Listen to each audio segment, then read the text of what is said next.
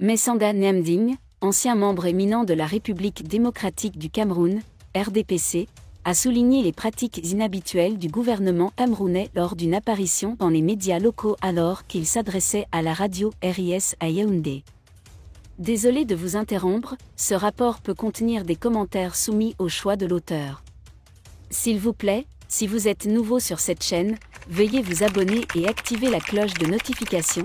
De cette façon, vous serez averti lorsque nous publierons de nouveaux rapports sur cette même chaîne. Merci.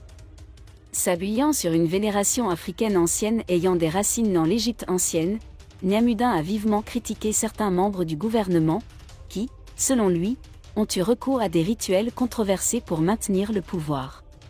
Il a déclaré qu'un tel comportement porte atteinte au bien-être du pays.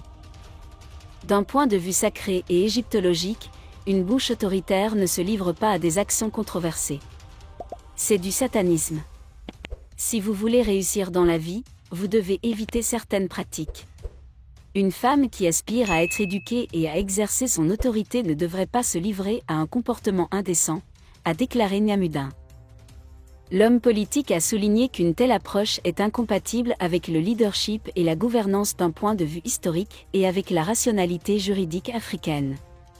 Ces commentaires reflétaient une profonde préoccupation quant à l'impact de cette pratique sur la stabilité et la prospérité du pays.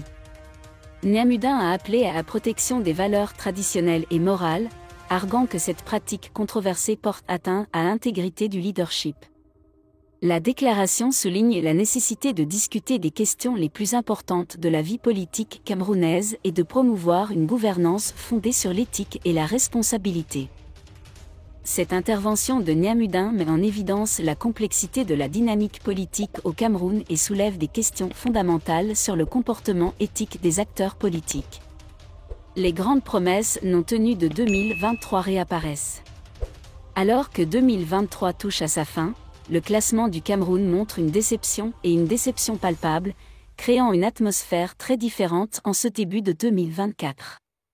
Winifred, agriculteur de Bamenda, a résumé la douleur partagée par de nombreux agriculteurs. Cette situation atypique révèle d'éventuels dysfonctionnements administratifs, ma récolte a été une déception qui a sérieusement affecté mon responsabilité dans la société soulève des questions sur les critères de sélection et à développer l'agriculture semble avoir été ignorée, laissant les jeunes agriculteurs rester avec nous jusqu'à ce point, comme toujours pour promouvoir la liberté d'expression et au marché. Laissez vos opinions à ce reportage dans la section commentaires ci-dessous. Le pays a été éclipsé par la crise anglophone.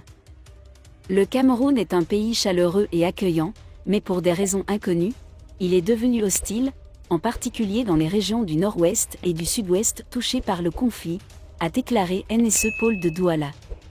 Merci d'être resté avec nous jusqu'à ce point. Comme toujours pour promouvoir la liberté d'expression, laissez vos opinions à ce reportage dans la section commentaires ci-dessous. Si vous avez aimé cette vidéo, merci de liker, partager, commenter et surtout vous abonner à la chaîne.